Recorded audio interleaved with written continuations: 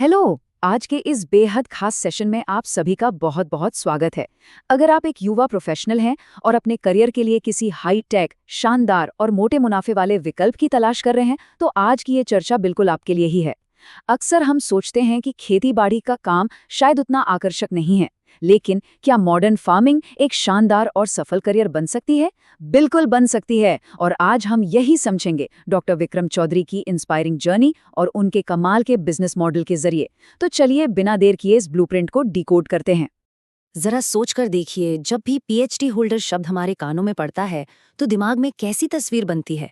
यही ना, कि कोई विदेशी कंपनी होगी, शानदार सूट बूट होगा और एक चमचमाता हुआ एसी ऑफिस होगा।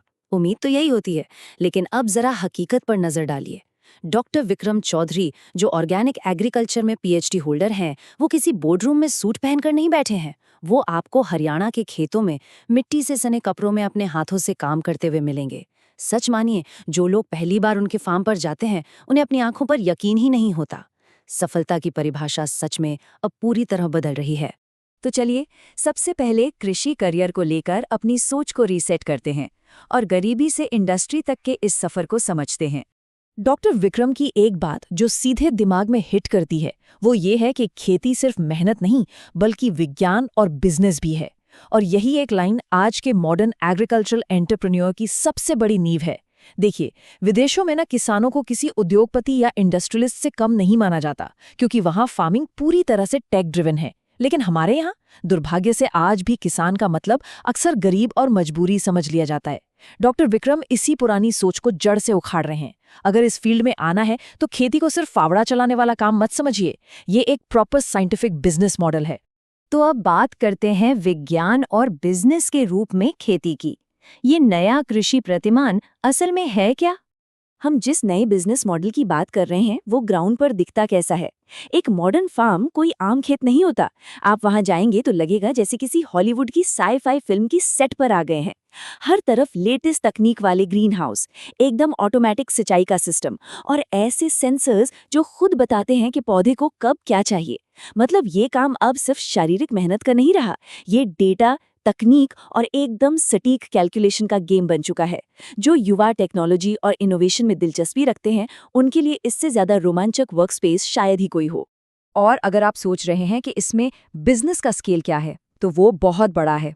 इन फार्म्स में लाल, पीली और नारंगी शिमला मिर्च, विदेशी टमाटर और खीरा जैसी चीजें उगाई जाती हैं। ये वो फसलें हैं जिनकी मार्केट में जबरदस्त डिमांड है और मुनाफा भी हाई है। और सबसे दिलचस्प बात जानते हैं, इनके बीज नीदरलैंड्स जैसे देशों से और भारत के टॉप रिसर्च संस्थानों से मंगाए जाते हैं।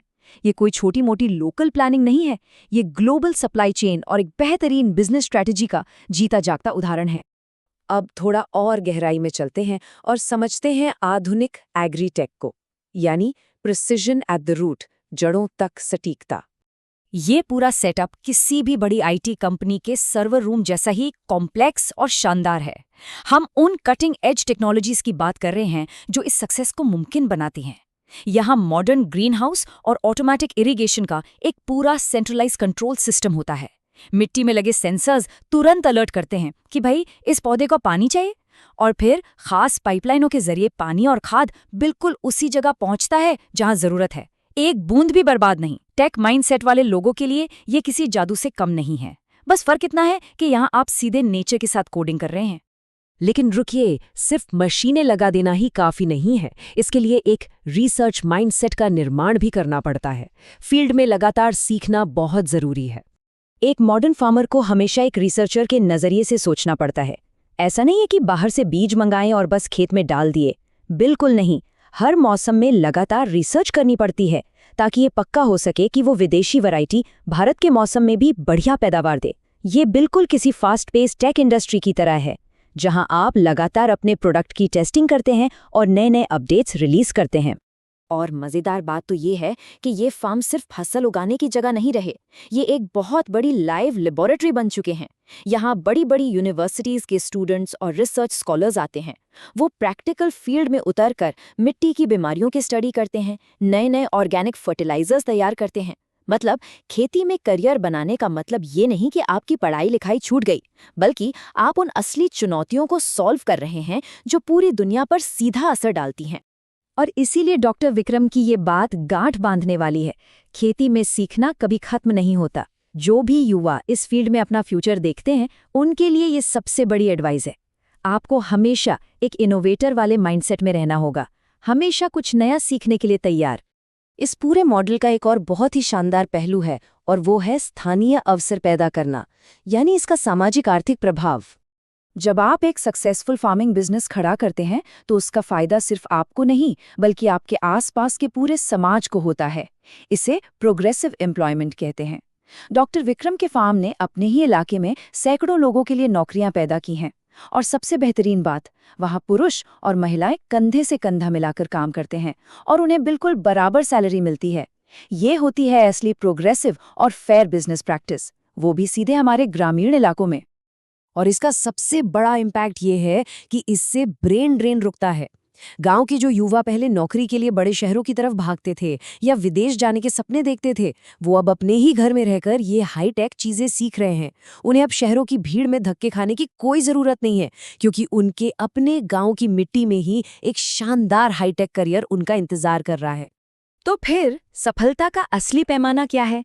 डॉक्टर विक्रम के लिए ये अपने घर की मिट्टी को चुनना है। डॉक्टर विक्रम का ये सफर कोई मजबूरी वाला बैकअप प्लान नहीं था, ये उनका खुद का चुनावा रास्ता था। जरा इस टाइमलाइन को देखिए। उन्होंने विदेश से ऑर्गेनिक एग्रीकल्चर में पीएचडी की, सालों तक रिसर्च में अपना नाम बनाया, और फिर आया वो टर्निंग पॉइंट। विदेश में अपना घर खरीदने के ठीक एक रात पहले उन्होंने अपना इरादा बदल दिया। वो शानदार लाइफस्टाइल छोड़ी और वापस इंडिया आ गए, सिर्फ इसलिए ताकि वो यहाँ की खेती की तस्वीर बदल सके। ये फैसला साफ बताता है कि अगर आपके अंदर विजन है तो अपनी मातृभूमि से बेहतर और उद्देश्यपूर्ण जगह कोई हो ही नहीं सकती। और इसीलिए वो बड़ी ही खूबसूरती से कहते हैं, सच्ची खुशी वही है जहां आपका सपना हो। ये सिर्फ एक बिजनेस नहीं है, ये एक पैशन है। और जब आप अपने पैशन को ही अपना प्रोफेशन बना लेते हैं तो सफलता झक मार कर पीछे आती है। उनका विजन सिर्फ अपने लिए पैसे कमाना नहीं है, उनका जो अल्टीमेट गोल है वो बहुत बड़ा है। वो एक ऐसा नेशनल एग्रीकल्चरल सेंटर बनाना चाहते हैं जहां हर साल हजारों किसान आए और इन नई तकनीकों की ट्रेनिंग ले। जरा सोचिए, ये सिर्फ एक फार्म को सक्सेसफुल बनाने की बात नहीं है, ये पूरे देश के किसानों के हाथों में ताकत देने की एक बहुत बड़ी और शानदार योजना है। आज के हमारे इस पूरे डिस्कशन का जो कोर मैसेज है ना, वो यही है। अगर गांव में अवसर और रोजगार मिल जाएं, तो कोई अपना घर छोड़कर बाहर नहीं जाएगा।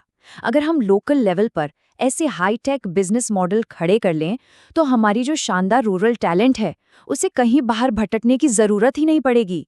तो अब जाते जाते आप सभी के लिए, खास तौर पर यंग प्रोफेशनल्स के लिए एक सवाल छोड़कर जा रहे हैं।